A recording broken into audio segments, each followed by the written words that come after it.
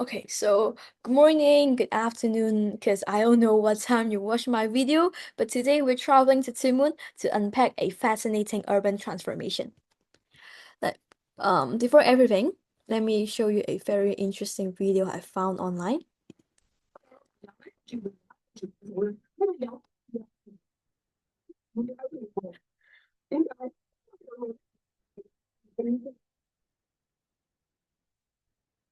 So basically, the comedian said, if there are two friends, one live in Timun, another one live in Causeway Bay, another one live in Hong Kong Island, they will meet at Causeway Bay, but not Timun, because people have to go into Timun, but not just basically travel to Timun. So you get the idea that Timun may seem to be like an isolated place of Hong Kong, because people think it's too far to go or is underdeveloped.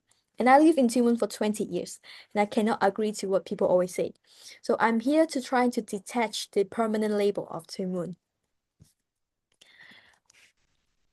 Oh, okay, so the three main geographical concepts we're going to talk today. First one is state space.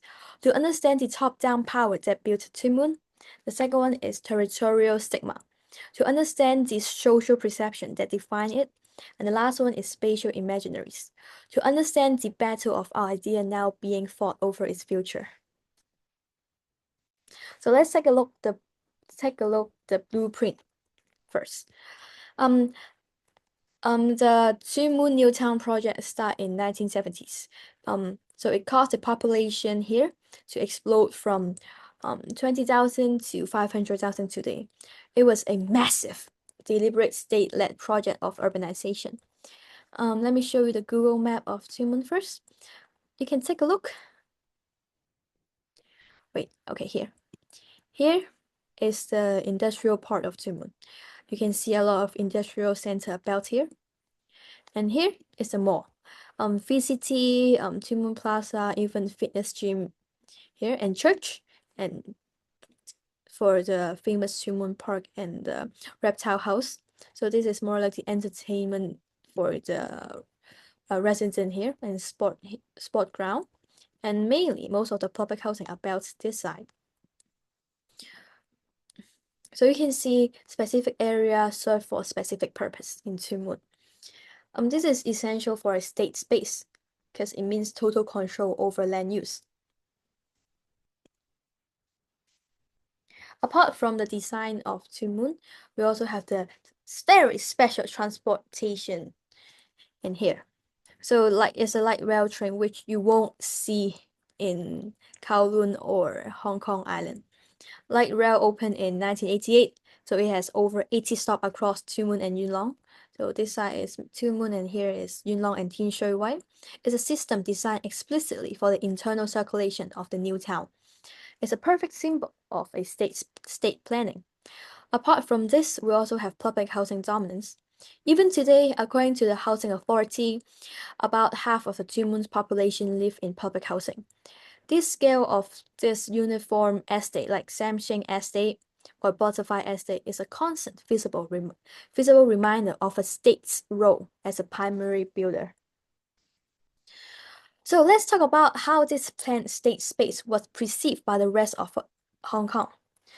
So take a look at the MTR map. Usually people or the core part of Hong Kong, people think is around here or around the Hong Kong Island. And Tuen Mun, where's Tuen Mun? Tuen Mun is here, a small one. So the physical distance from the urban core quickly turned into a cultural and social distance, creating a powerful territorial stigma. It wasn't just about long commute. It became part of the popular geopolitics of Hong Kong, woven into a city's humor and identity. So you all probably know a famous joke.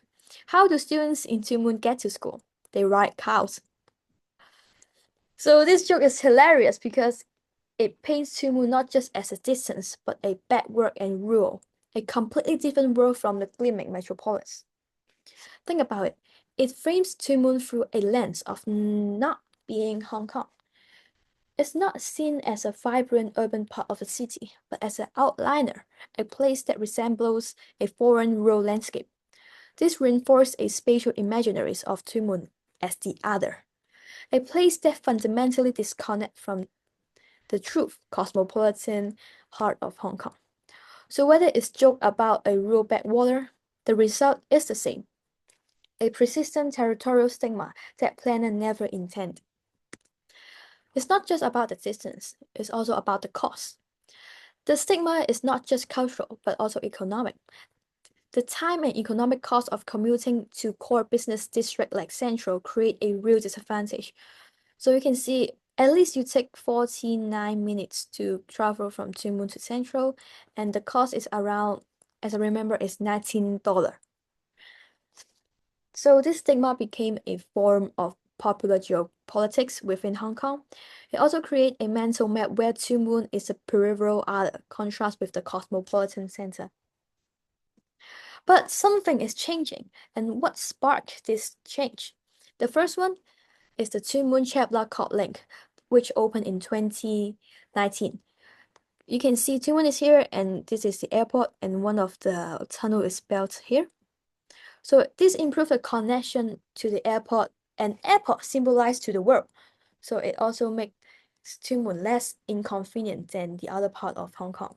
So I only have to take a 15 minutes bus ride to travel to airport, which is very convenient. And the next one is the Tuen Mun River Walk Revisualization Project, which physically create a new landscape for leisure.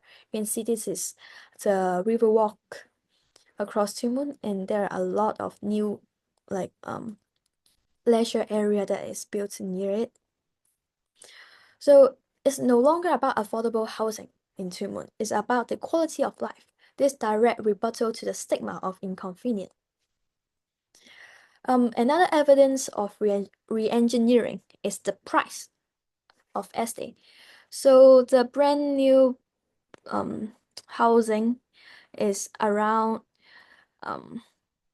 15,000 per square feet, and usually the old ones are around 10,000 only. You can see the lifestyle premium is clear, and the price is there's a real differences between them. Apart from that, we also have lively accommodations. One is more cycling pathway. So a lot of people like to travel into Tuen Mun to like take a to cycle along the path, and you can also have some free time near the river.